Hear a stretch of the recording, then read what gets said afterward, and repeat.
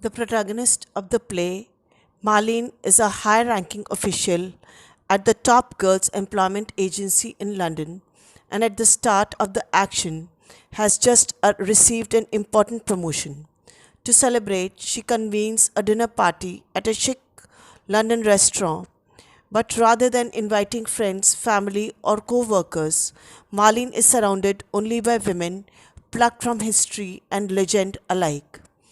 As the play unfolds, Marlene is shown to be an adroit, smart, cunning, and sharp tongued woman, and a powerful individual at Top Girls. However, for all her financial and corporate success, Marlene's dark past constantly threatens to unseat her from all she has worked for. Marlene's sister Joyce has, for the last 16 years, been raising Marlene's daughter Anji as her own.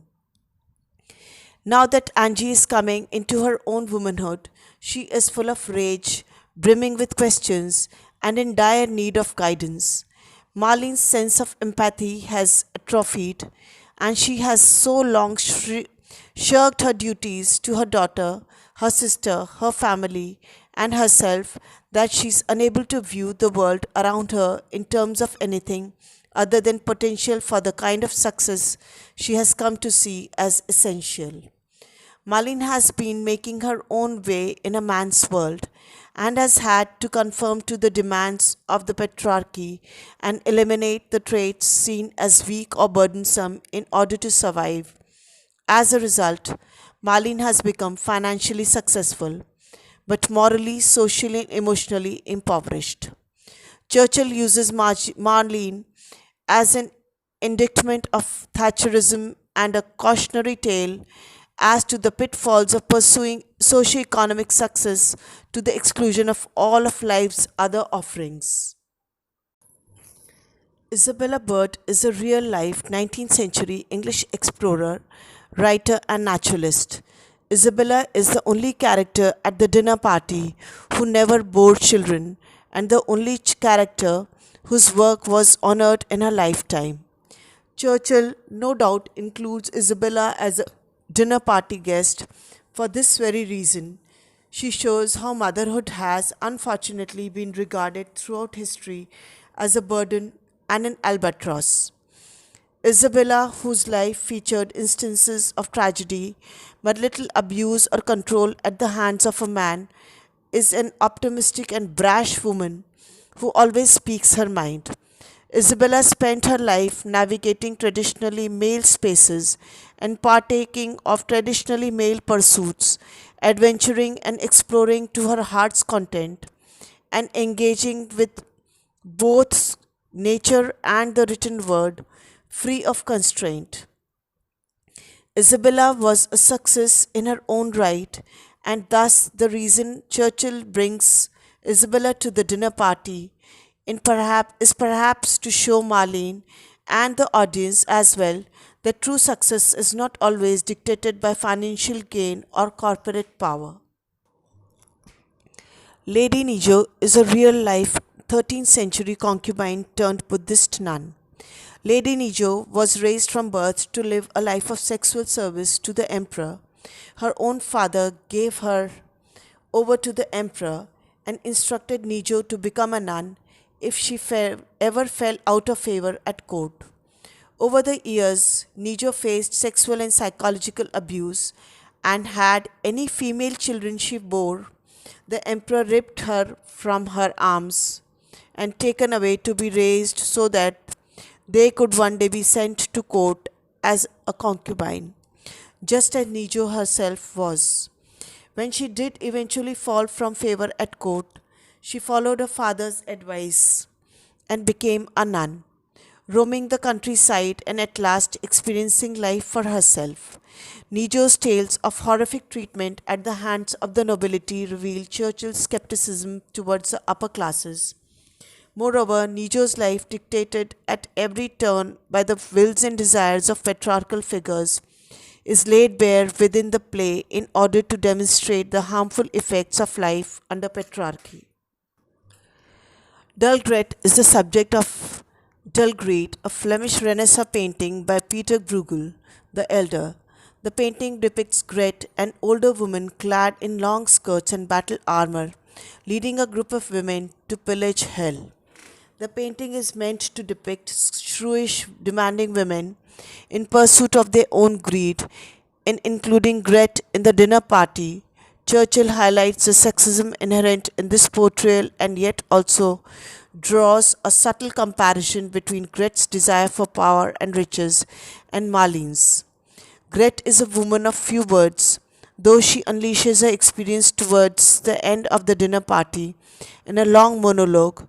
In it, she reveals that she and the other women in her village had watched their children die as casualties of war and stormed hell as a way to fight evil at its roots. Pope Joan is a figure who, according to legend, disguised herself as a man in the Middle Ages and reigned as Pope for 2 years until her true identity was discovered. Pope Joan wanted power so badly that she renounced her womanhood. Not only did she hide the fact that she was a woman from her attendants and devotees, but she herself forgot her own womanhood and did not realize that she had become pregnant as the result of an affair until she gave birth in the street one day during a religious procession. Joan and her child were immediately carried away and stoned to death. Joan lived her life in pursuit of the freedoms that could only be won through disguising her true gender, and her story calls into question what it means to renounce one's femininity in pursuit of more traditionally masculine privileges and powers. Joan's story echoes Marlene's own pursuit of power at the expense of her identity, not to mention of her own child. Patient Griselda is a figure from European folklore, most famously featured in the tales of Boccaccio and Chaucer. A peasant of humble origins, Patient Griselda was selected to marry a handsome, wealthy, and powerful marquis who took her away from her family and introduced her to a life of luxury. Her new husband wanted to test her obedience, though, and so he took away both children she bore him, presumably to have them killed. In spite of this cruel treatment, Griselda stayed with her husband and remained obedient to him. At last he cast her out of the palace, naked and alone. Griselda bore this cruel humiliation too, with grace. Eventually, her husband came back to her and revealed that her children had been safe all along. Patient Griselda's story, in the hands of male writers, was used through the ages as a parable about the virtues of patience and women's obedience to their husbands. In Top Girls, Churchill points out the devastation, trauma, and pain Griselda suffered, all in service of a man and his riches. Janine is a young woman who comes to the Top Girls employment agency for an interview with Marlene. Janine wants to make more money as she is saving to get married and settle down. But Marlene discourages her from prioritizing family life over her work. Marlene also tells her that admitting to future employers that she plans to get married and perhaps have children will lower her chances of securing a job. Joyce is Marlene's sister and Angie's adoptive mother. Whereas Marlene is ambitious, self-serving, and cosmopolitan, Joyce is humble, giving, and rooted firmly in her small working-class hometown. Joyce is not by any means happy about these differences between herself and her sister. She doesn't begrudge Marlene her success so much as she disagrees with the choices Marlene has made in pursuit of it. Joyce has, for the last 16 years, been raising Marlene's child and caring for her aging, ailing mother. Joyce, who did not possess her sister's ambitious drive or cutthroat approach to self-advancement, has been stuck with all of Marlene's shirked responsibilities and has suffered greatly as a result.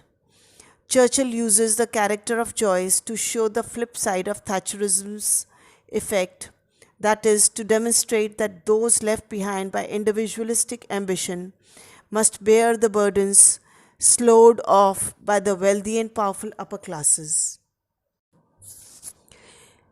Joyce's 16-year-old adoptive daughter Anji is odd, quiet, and stunted. She is a lonely girl whose only friend Kit is 4 years younger than her. Angie expresses a keen desire to kill her mother, but also admits to Kit that she knows that her true mother is Joyce's sister, Marlene. Angie dresses in clothes that are too small for her, notably, a fancy dress Marlene gave to Angie on a previous visit speaks in simple, clipped, occasionally disjointed sentences. Angie travels to London to see Marlene, longing to spend time with her aunt and confessing that the day of Marlene's last visit, 1 year earlier, was the best day of her whole life. Angie has a fear of being unwanted, of rejected, which seems to stem from the fact that she has figured out the truth of her parentage.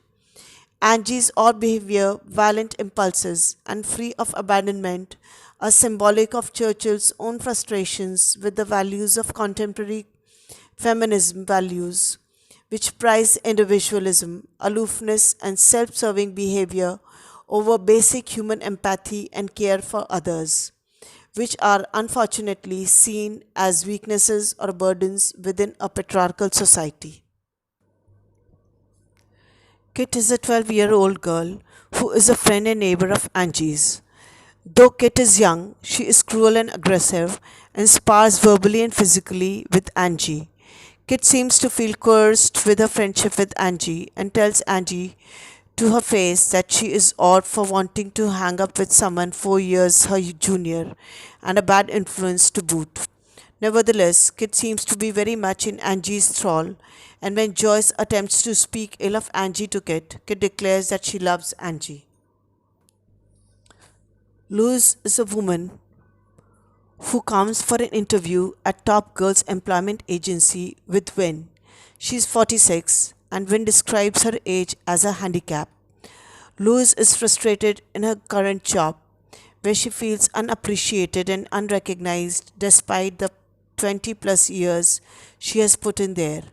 She has watched young men whom she has personally trained to go to receive better jobs both at her own company and elsewhere, and is angry that she herself has been unable to advance. Mrs. Kidd is the wife of Howard Kidd, a man who works at the Top Girls Employment Agency. Mrs. Kidd comes to visit Marlene to beg for Marlene to refuse the promotion she has recently earned so that Howard can have it. Howard is deeply embarrassed and very angry that he has been passed over in favor of a woman. Mrs. Kidd herself is indignant that she has devoted her whole life to her husband in hopes of ensuring his economic success, only to have him lose out to a woman.